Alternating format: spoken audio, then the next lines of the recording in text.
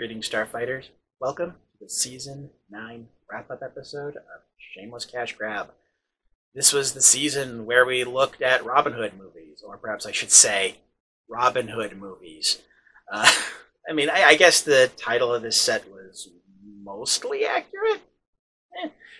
Well, if this is your first time watching a season wrap-up episode, what happens is I announce who the countdown voice is going to be. If I'm wearing a different shirt when I do that, it means that something kind of fell through at the last minute.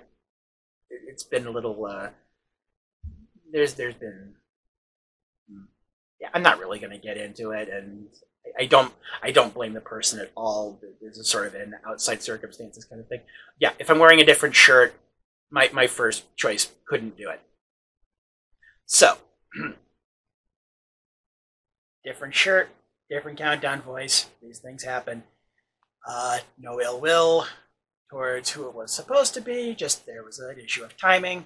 Anyway, the voice you will be hearing doing the countdown in this episode only asked to be identified as D&D Minion. He's an associate of mine from the Diamanda Hagen Discord server. And that's all he wanted to be credited as. There's a link to a podcast that he edits in the show notes. That's the extent of it. That's all he asked for. I offered to do more, but, you know. Anyway, back to me in the shirt that had buttons on it. At the end of the episode, I announce the Season 10 set. Yes, there's going to be a Season 10. And also the title card. I will announce who designed the title card. There'll be a link to his stuff in the show notes as well. And all that yada yada. Sorry if this is a bit... Yeah, I'm going to be honest with you here. This is like my 7th take doing this. It's been an off morning. So anyway, let's just go ahead and jump into the countdown. Starting with... Number 5. The Bandit of Sherwood Forest. Oh dear God. The Bandit of Sherwood Forest. This is, without a doubt, the worst Robin Hood movie I have ever seen. And the fact that Robin Hood himself is actually only a supporting character in it, and the movie's actually about his son Robert, only makes it worse. Though, honestly, if this guy had actually been Robin Hood, that would have been just so unfortunate. I mean, good lord, even by 1940s standards, even by a 1940s historical, like by 1940s period piece standards, the gender politics in this thing were fucked. It's just so bad, and so much of it has to do with the fact that the protagonist is so deeply unlikable, and it's not on purpose. You can do a story with an unlikable protagonist and make it good, but for that to work, you have to know going into it that you're making your protagonist unlikable, and that is not what this movie was doing. It clearly wants us to root for this asshole. Just so bad. I'm not going to call this the worst in set movie ever, especially when you have crap like The Vampire Happening and My Mom's a Werewolf and Streets of Blood.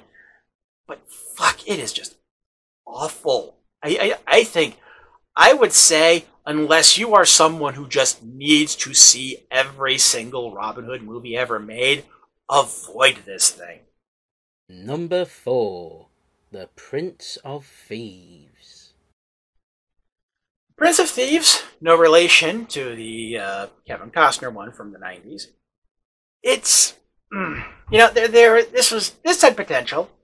I'll be honest, I don't like putting this one this low, especially since, even though it's not great, it's still way better than the last one. The problem here is, for some reason, it adds a co-protagonist who shares screen time and focus with Robin Hood, and I don't know why they did that. The fact that the villain deaths are deeply unsatisfying, especially since one happens so quick that it takes you a moment to realize that it happened at all, and the other one happens silently off screen.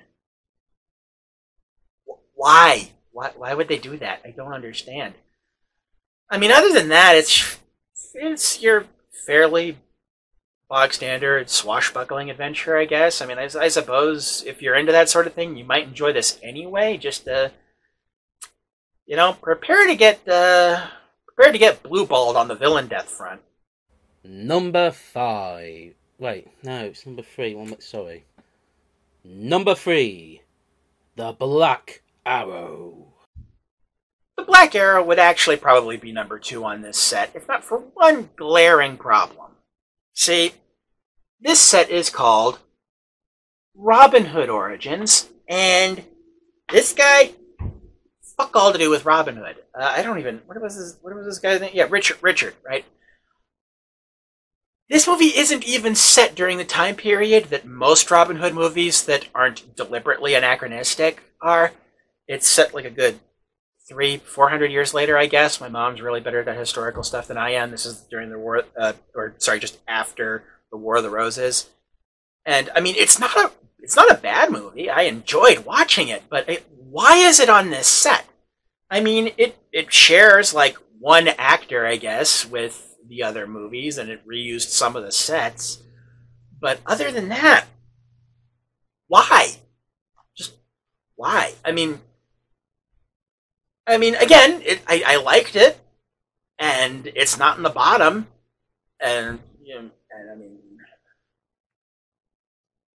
but again, I think I'd rank it higher if it was actually a Robin Hood movie, but it just isn't, and I don't understand why it's on this set. I mean, like it. I don't know what to tell you, folks. It's just here. I mean, the Black Arrow fits better on the Robin Hood set than like the Witch's Mountain fit on the vampire movie set back in season 3. And for folks who maybe haven't seen that one yet, I do a joke in the season 3 wrap up where I do a joke in the episode for the Witch's Mountain where I go, and now that I've watched the Witch's Mountain, I'm going to list everything this movie has to do with vampires up front. And now that that's out of the way, let's get on with the episode. So this definitely. Yeah, this sharing an actor and sharing sets with other Robin Hood movies. Other Robin Hood movies that are on this set. I guess just, I'm rambling. Let's move on to Number 2. Rogues of Sherwood Forest. Rogues of Sherwood Forest does suffer from some of the same problems that the Bandit of Sherwood Forest did. But here's the thing. The protagonist is not an asshole. Okay, there's more to it than that, but that's the big one right there. Now, we do have another son of Robin Hood situation with this one, although he is also named Robin Hood. They don't call him like Robin the Second or anything like that, which is fine. It's a decent enough story. It includes the signing of the Magna Carta, which is historically significant. The final battle with one of the main villains is surprisingly brutal for something that was made in what year was this? Was that one again? It was 1950. So during the Hays Code, they pulled this off. So props there. Yeah, and I'm going to go ahead and admit before I actually go more into number 1 that actually, you know what? No, I'll save all that for when I actually talk about number 1. Rogues of Sherwood Forest, it's fine. I mean, I think if you want your Robin Hood movie to actually have Robin Hood in it, you're going to be disappointed. And I think also the decision to have Robin's son also have a love interest named Marion is a little iffy. I mean, maybe I'm being unfair. I know that there are people who've kind of judged me for my thing where I will, if I'm on like OkCupid or Bumble, I will just automatically swipe left on someone who has the same first name as my mom. And there are some people who think I'm being unreasonable there, especially since if I'll do it without even really particularly looking at their bio. But it's just like, I know that there's nothing inherently wrong with someone dating someone who has the same first name as a parent, but it just doesn't work for me. So that was a deeply personal tangent I should not have gone off on. So let's just go ahead and get to... Hey folks, post-video recording Arkle here. Before we get into number 1, I just want to insert a joke that I'd meant to do for the number 2 entry on this, but completely forgot due to, well, the multiple takes. I was going to say that while it's probably not what happened, what I like to think happened with regards to how Rogues of Sherwood Forest got greenlit was someone at Columbia Pictures saw The Bandit of Sherwood Forest and went, okay, let's do this again, but this time good. And I was going to include a clip of David Lynch saying that. You should be seeing a screen cap of that right now, actually. But in addition to forgetting to actually make the joke in the video itself, I also couldn't find a clip. I also couldn't find the clip that screen cap you're looking at right now came from, which is really unfortunate, because I think it's honestly funnier if you hear that in David Lynch's voice. But I tried, but all YouTube gave me was like a bunch of random interview compilations. Well, actually, what I should say is they gave me 1/3 random interview compilations, 1/3 completely unrelated videos, and 1/3 stuff I've already watched. Man, remember when YouTube's search function actually used to give you things that you were looking for? Number 1. Sword of Sherwood Forest. Okay, I'll admit, Sword of Sherwood Forest, I like a bit more for what it tries to do than what it actually does. But if you've been following me on this show for a while, or like on social media, you know that I tend to prefer ambitious failures to mediocre successes. And, well, I think calling Sword of Sherwood Forest an ambitious failure would be too mean. I think it's, as a movie, it's fine. I'd say it's actually about on par with number 2. What puts it over the top is some things outside of the movie that, the things like it being such an early role for actors who would go on to have iconic roles. You have very young, they're so early in their career that they're not even in the credits. You have with Oliver Reed and Desmond Llewellyn. It's the fact that it's the first time we've had a Hammer film. Hammer horror is a thing, but Hammer Films is the same studio, but okay. Why did I mention that this is like my 7th or 8th take, folks? It's a Hammer film, which we haven't had since season 3, and it's a pretty good Hammer film too, since we got one of their lesser efforts back in season 3. Seeing Peter Cushing early in his career is great. I like that they tried to go with kind of a mystery element to the story, that it's less action-focused than other Robin Hood movies. Not that being an action movie is bad at all, of course. I love a good action movie. But, trying to do something different, I appreciate that it tried to do something different. I don't think the mystery entirely works. But there was effort there. I like that they tried something a bit different. I don't particularly care for the casual sexism in the story, but, 1960s, what are you going to do? Late 50s, early 60s, what are you going to do? Some twists that I didn't really expect, but don't feel like,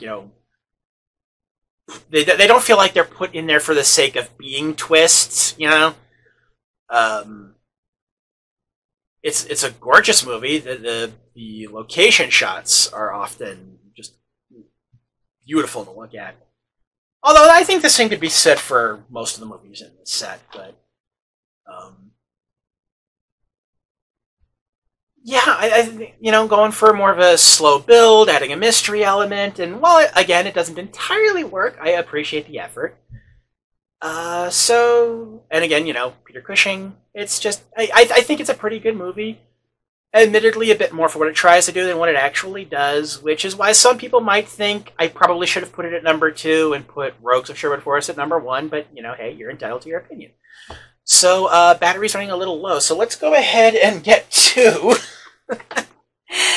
yeah, so Season 10 with a title card designed by, I probably should have made a point to remember that so I wouldn't have to look at my monitor. Okay, yes, Alex Hales. Thank you, Alex.